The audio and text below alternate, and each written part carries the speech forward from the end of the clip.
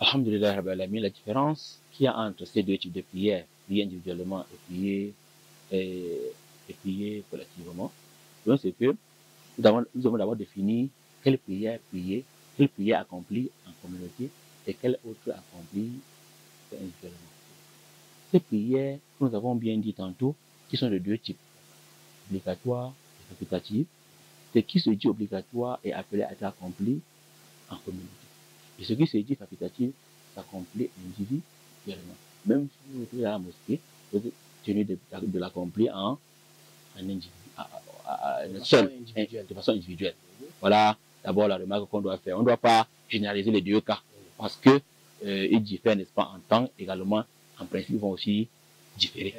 Alors, concernant la prière obligatoire, c'est cette prière pour laquelle on a conçu des mosquées.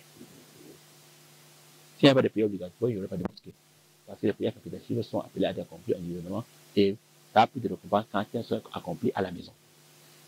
Donc, le cadre-ci, n'est-ce pas, se limite aux prières obligatoires. La prière obligatoire est faite pour être accomplie en communauté.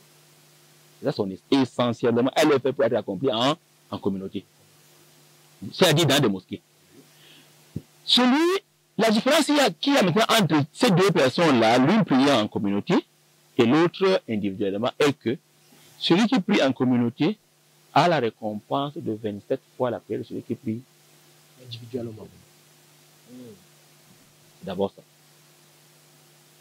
Alors, le messager, il est allé plus loin que ça. Il a même dit, dans un récit, la salata li jar al-masjid illa fil masjid. Celui qui est voisin de la mosquée n'a de prière que dans la mosquée. C'est très dangereux. Il y a de prière dans la mosquée. Et nous allons vous dire ici que le voisin de la mosquée n'est pas celui-là dont le mur est concubin au mur de la mosquée. Non.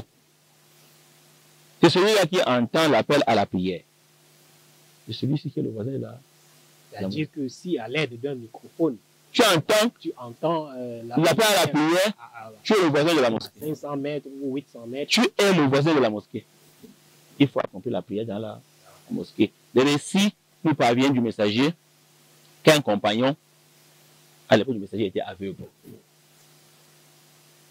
Sauf qu'il avait de l'excuse pour prier chez lui. Si jamais il n'a pas qui lui tenir la main.